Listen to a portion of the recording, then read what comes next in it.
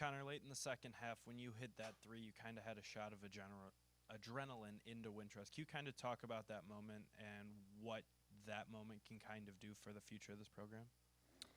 Yeah, it was awesome. It was a really big crowd. I think our biggest of the year, so it was important to try and get the fans going into that, and that was really special. And I think we just can't shoot ourselves in the foot a little bit and get down 20. We can maybe they'll have runs, but I think cutting it to 9, it can't be from 20 to 9. It got to be from 9 to 2. So I think it's a good moment and momentum, but we got to build on it and do it for 40 minutes. NJ, another double-double for you today after coming off a career game last game. Obviously, UConn's got a two-headed monster at center, and with David being out, how did you feel you did and how the team did today? I feel that I did okay. I mean, I feel like there's a lot more I can do. I didn't block any shots tonight. Coach Bailey, our defensive coach, is really big on that. So rim protection and just trying to take up where Big Dave left off before he got injured. For either of you as a team, how do you guys feel like you can limit the slow starts and kind of start on a better foot? Yeah, I think offensively we just gotta be more physical. We've been up in that on the defensive end, but getting pushed off our spots or out of our sets a little bit has kind of messed up our rhythm a little bit, and I think that's what's kind of screwing us up. So I think that and then just not having moments of lapses where we relax. In terms of the pace of the game, is this one of the faster games that you have guys played this entire season, and how did that kind of impact the offense? Take that one. I feel like they were really good in transition and moving the ball. I don't think it's one of the fastest games we played. I think it was just a little bit of a defensive execution and being in the right spots and being able to rotate. And we've been working on that in practice, so we just hope to get better at that.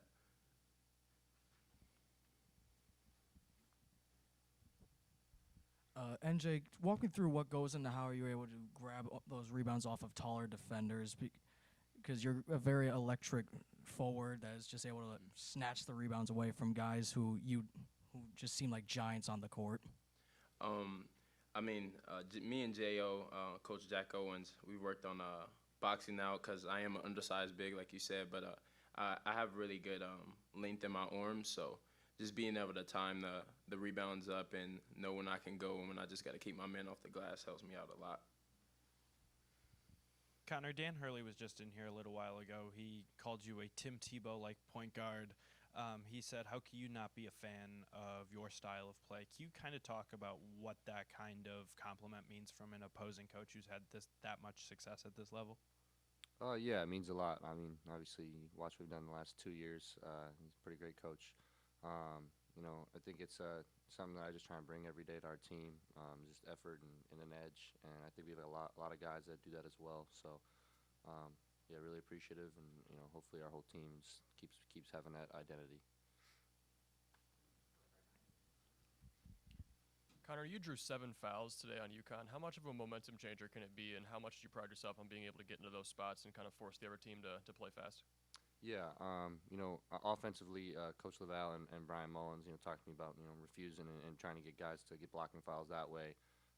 Just, benefits our team, getting into the bonus earlier. We can be more aggressive and stuff. So I think that way, and, defensively, just how it happened tonight, moving screens or, just trying to play hard and play through that contact. Thank you.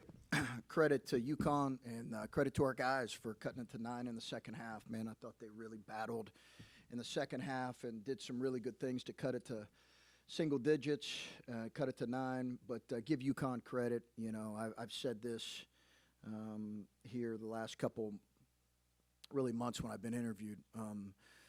Like, you're going to look back at what Danny's done these last 2 years, and we're going to look back in a couple decades and say it was probably underappreciated. I'm telling you, like what they did the last 2 years, what they continue to do, what Danny and his staff and players have done has just been, one of the really, I think, significant achievements in college basketball in the past couple decades. So for us, we got to keep getting better, and we got to keep growing. We got to learn from this. We got to put ourselves in better position than what we did in the first half. And then that's what's in front of us right now. Chris, 22 points in the first half. Can you describe what you and your staff kind of thought about your offensive execution? Thought we got great looks in the first half, a lot of great looks that we missed. We had really clean threes that we missed. We had too many turnovers in transition, but we had multiple shots around the rim and multiple threes that we just missed. So I did not take huge issue with our shot selection, and that's the most important thing you're looking at in those situations is what's the quality of our shot. I mean, I think we missed a couple layups, and we missed wide open threes, like Jacob had 2, Isaiah had 1. You're going to have, with the way they play, you're going to have to make some open threes, which is kind of what we've done. So I didn't take huge issue with our shot quality. Coach, you guys outscored UConn in the paint today. Obviously only by 2 points, but still you did it. For a team that's mostly known for three-pointers, how would you guys say you guys have attacked the paint the last couple of games? You know, better. I think teams are really forcing us to play through the paint. We've still got to take more threes than what we did, but and I don't think we always made as good of paint reads. We took too many mid-range today, but you know, we've really worked on finishing because I think if we're going to win in this league, we're going to have to score in the paint. We can't have the, you know, I've said this to our guys, you know, we've had a great passing game, but we need a little bit of a running game to use a football analogy. So we are going to have to be able to score at the rim, score at the paint to be able to win in this league. And we got to make more threes. Yeah, you kind of answered my question, but I would like to know more about, like, so you guys are, when Dan was in here, he was talking about being really concerned about your guys' ability to shoot the three and really talking about closing out. As you guys get that reputation for your ability to make the three, do you make any adjustments? Do you do anything differently as you know teams are going to be so cognizant of that, or do you just kind of stick with what you do best? It's a little bit of both. We have had to adjust because I don't think we can. You know, the problem is for us, we're not really built with great two-point finishers. So I think to turn guys that aren't really built that way into two-point finishers is not necessarily playing to our strengths. But we have to have a guy like Conor take a step in that direction, which he did tonight. Okay, so we've really worked with him in the last week. CJ's got to be able to finish better through drives, through contacts. People were just fanning out and playing our three-point shooting, and it was really obvious with Skogman when he was playing the five.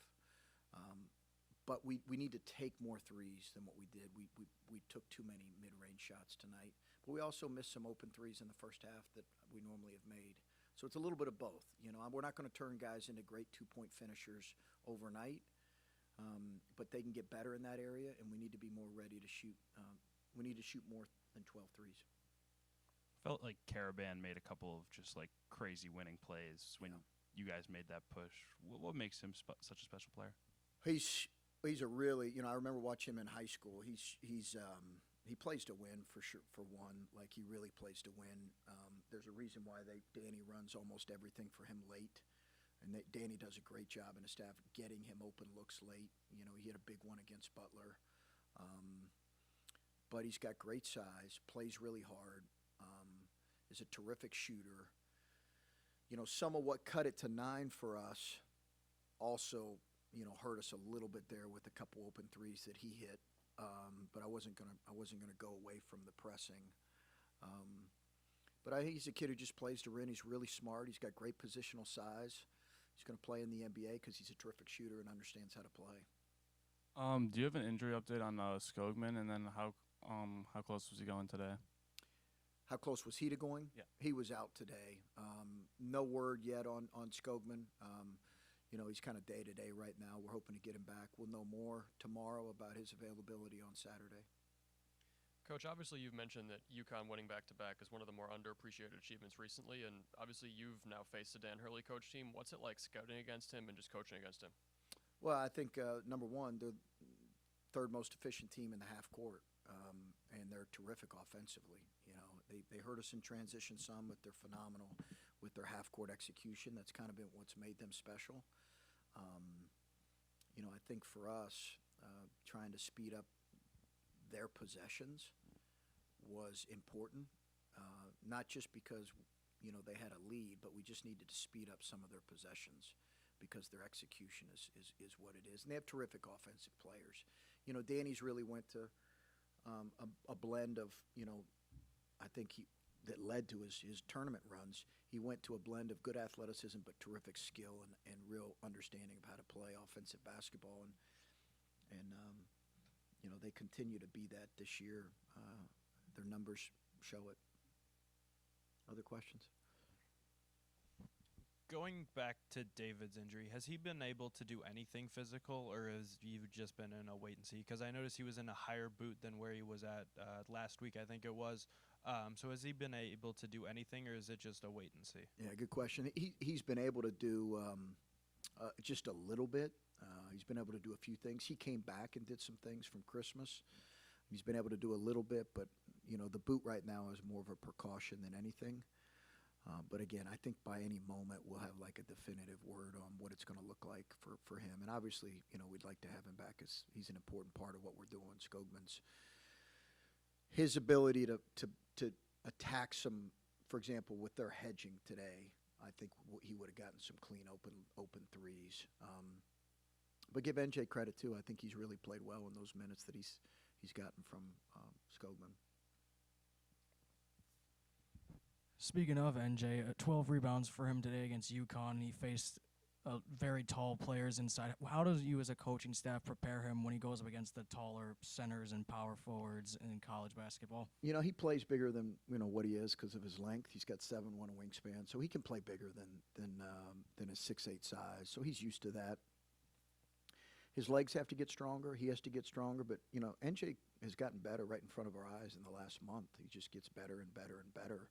So I think he's going to be really important for us to keep improving. And he's a guy that we need to be able to throw the ball some to and score inside with the way teams are playing us. Chris, when Dan was in here, he was talking about Conor and about how can you not be a fan of the kind of player that Conor is. Can you talk about, I know it's only been 14 games, but it's year one of what you're trying to build here, how important Conor has been to just building a foundation? Yeah, I mean, I think I've maybe shared this with you guys. I felt like when we recruited him, he was going to be the face of our program for these 2 years. And, it's why I've told you I've recruited him like he was a 5-star transfer point guard. I just felt like he was going to be critical for what we're trying to build here.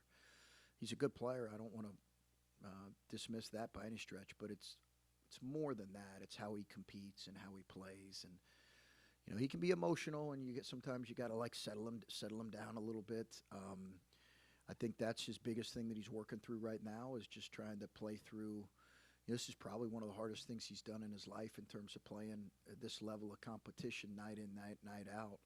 But I'm really proud of Conor. I love coaching him, and he's getting better. I think our fans appreciate how he competes. Not just him. I think they appreciated how we competed tonight, particularly in the second half. I hope they did. We just need to get better in some areas. Okay, guys. Happy New Year.